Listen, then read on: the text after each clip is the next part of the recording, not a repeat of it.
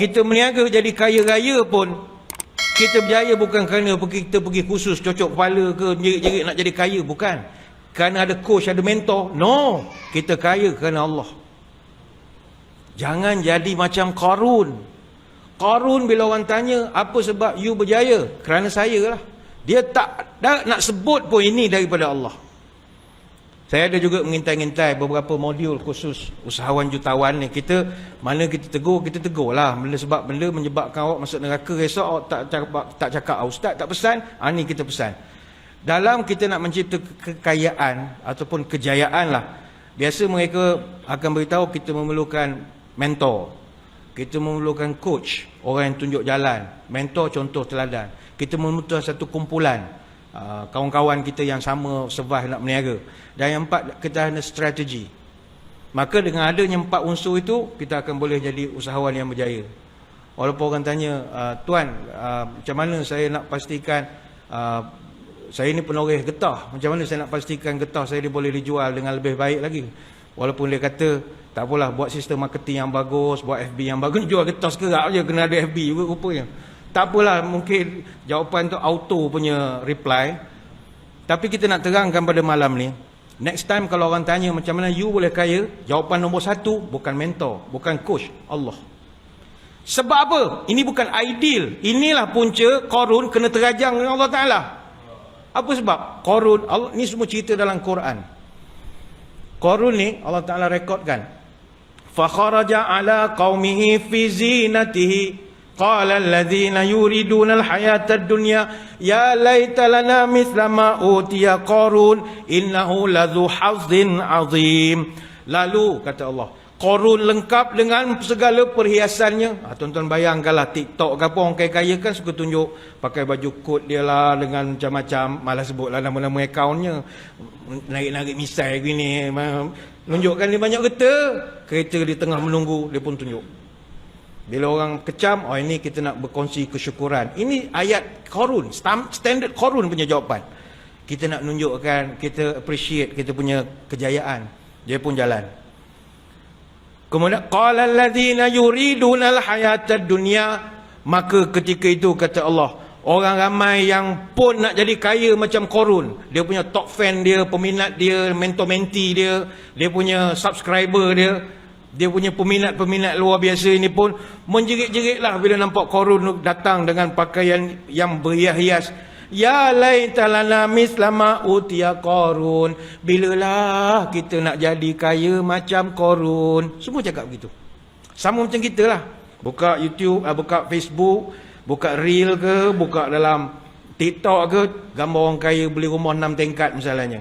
Dia pun ceritalah cara nak beli rumah. Kita berkata, bilalah aku nak dapat macam ni. Samalah, yang pengikut Qarun tu pun, mereka sama-sama mengatakan bahawa ya laitalana mithla ma utiya Qarun.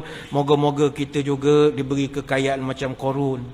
Sehingga ada di kalangan peminat fanatik, dia menyambung pula, innahu lazu hazzin azim. Hoi, buntung dia tu. Beruntung sangat Qarun tu. Hidupnya mewah, untung dia. Ini Allah Ta'ala rekodkan dalam surah Al-Qasas ayat 79.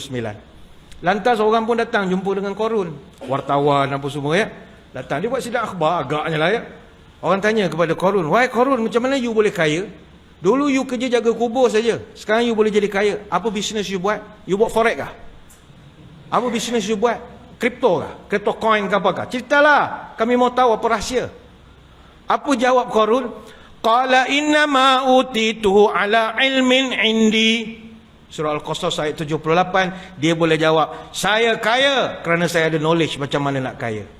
Ilmin indi, kerana saya ada knowledge, ilmu.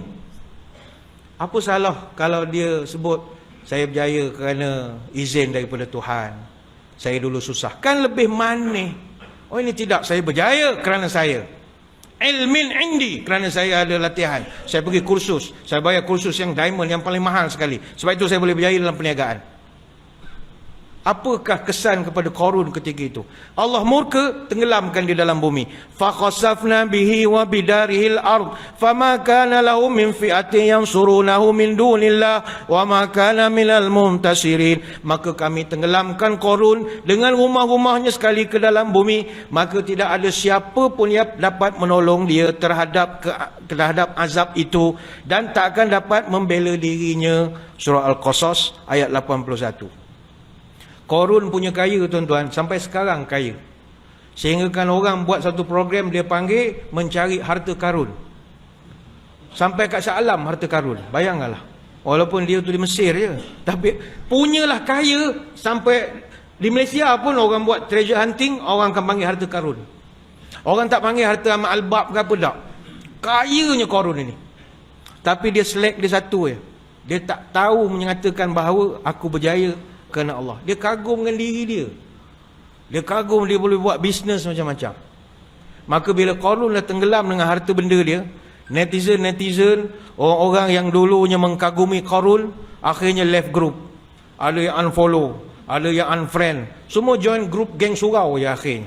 Semua jadi takut dah menengok bos dia dah tenggelam dalam bumi. Allah rekodkan dalam Quran, wa asbahal ladzina tamannaw makanahu bil ams yaquluna wa kana Allah yabsutur rizqa liman yasha'u min ibadihi. Maka orang yang dulunya bercita-cita mendapat kekayaan seperti Qarun, mereka telah sedar lalu mereka mengatakan, sesungguhnya Allah yang memberi rezeki kepada siapa yang dikehendakinya. Surah Al-Qasas ayat 82. Baru sedar. Banyak nak diterangkan, tapi saya ingat kita beri laluan dulu kepada azan isyak. Saya dipahamkan sebentar lagi. Kita beri laluan dulu kepada azan isyak untuk kita nak syiar ni bagi berkat kampung kita mudah-mudahan. Jadi tuan-tuan, kita akan sambung kemudian. Jangan ke mana-mana, kembali lagi selepas ini.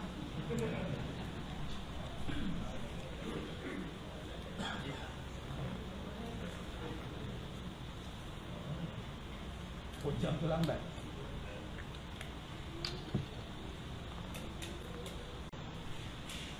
Muslimin muslimat yang dirahmati Allah sekalian, kita kembali menyambung syarahan pada malam ini berkenaan tajuk bahaya ujub. Kami mohon izin daripada jemaah untuk melewatkan sedikit pelaksanaan solat isyak berjemaah. Tidaklah terlalu lewat, kita faham malam Jumaat orang tidur awal, esok nak petang sejadah. Kita taklah lama sangat. Tadi tu Tuan Imam sebut dah, sebelum 9 suku kita berhentilah. Hadirin hadirat sekalian, jadi orang kagum kepada diri sendiri ni, siapa-siapa pun boleh berlaku terkena pada. Bukan manusia seperti Qarun saja. Bahkan bukanlah kita nak keterlaluan sangat. Sahabat-sahabat Nabi sendiri pun ada di kalangan mereka terkena penyakit ujub ini. Dan ini bukan tuduhan melulu, tidak. Kalau tuan-tuan masih ingat dalam kisah perang Hunain. Perang Hunain ni, perang ni berlaku sejurus selepas pembukaan kota Mekah. Dan perang ini berlaku kerana tidak puas hatinya orang-orang musyrikin Mekah, terutamanya puak Hawazin dan puak-puak Mekah Al-Mukarramah. Jadi kedua-dua puak ini, puak Hawazin dengan Saqif, mereka bercadang dan merancang untuk nak menyerang umat Islam. Jadi dia buatkan satu kumpulan di luar, di satu kawasan bernama Autas, dekat dengan lembah Hunain. Dan mereka bawa segala antara Mekah dengan Taif, tapi lebih dekat dengan Taif. Dekat dengan Taif. Dan peperangan itu berlaku pada 6 Syawal tahun 8 Hijrah bersamaan tahun 630 Masihi. Dan jumlah tentera Islam masa itu asalnya 10,000 orang. Tapi ada 2,000 orang daripada Mekah yang bila Nabi dan sahabat datang, 10,000 orang dia jadi takut, akhirnya mereka masuk Islam. 2,000 ni dia join sekali dalam grup Nabi. So sekarang orang Islam dah ada 12,000 orang anggota. Jadi ketika nak pergi perang, puak musuh ramai 20,000 orang. Tapi orang Islam rasa kuat, dia jadi overconfident lah. Sebab sebelum ni hanya ada 10,000, kita boleh tawan kota Mekah. Maka setakat 2 kampung ini, Hawazin dengan Saqif, apa barang, kita dah 12,000 orang. Kacang sajalah. Dia dah rasa kita kuat. Gagah kita. Allah tegur. Qad nasarakumullahu fi mawatin katsiratin wa yauma Hunain. Allah Taala sebut perkataan Hunain. iz a'jabatkum kasratukum falam tughni ankum syai'a. Ketika itu kamu dah kagum dengan kamu punya bilangan. Allah Ta'ala sebut. Kamu dah rasa, dulu kita 10,000, sekarang kita 12. Kacang yang boleh makan 2 kampung je. Dia dah start rasa dia menang. Ni ingat nak pilihan raya ni jangan nak over confident. Kita ramai, peduli apa? Jangan. Itu ujub namanya. Ujub. Sahabat ditegur oleh Allah. Kau ingat kau ramai, kau boleh menang. Allah Ta'ala tegur. Tapi alhamdulillah perang itu orang Islam menang. Musuh 70 orang terbunuh dan 6,000 orang jadikan prisoner of war. Tapi itulah dalam sejarah peperangan dunia rampasan terbesar umat Islam ketika itu. Tak pernah rekod rampasan harta perang terbanyak. 24,000 ekor unta, 40,000 ekor kambing dan 4,000 wakih perak. Satu wakih ni bersamaan 213 gram. Rupanya orang Mekah, dek kerana takut barang dia orang rampas, dia pindah bawa semua harta. Mana kalau kita pindah dengan piring-piring Astro sekali bawa. Punyalah dia tak nak orang ambil barang dia. Kalau kita pindah piring Astro tinggal lah. Tak, dia bawa semua. Lemari dia bawa, apa semua dia bawa. Itu bila orang Islam menang, tengok harta dalam lembah, banyaknya. Akhirnya apa nak buat? Maka di situlah berlaku sedikit kontroversi. Timbul isu pengagihan. Dia bila dah banyak duit ni, kelahi macam kita nak beranak jugalah. Time tak ada duit, tak ada orang pun ambil tahu ingat hal kita ni. Tapi time kita dah ada duit sikit, dah apa, ramailah dekat. Lepas tu kita dah nak mati-mati esok, ramailah nyending-nyending. Tukar nama dah, ni dah nama siapa? Ni nama siapa? Sibuk nak nyerta kita. Sebab dah ada duit. Masjid surau pun sama. Time masjid tak ada duit, orang tak ambil tahu sangat. Tapi dia dah tengok masjid banyak duit, dia punya kira macam duit dia.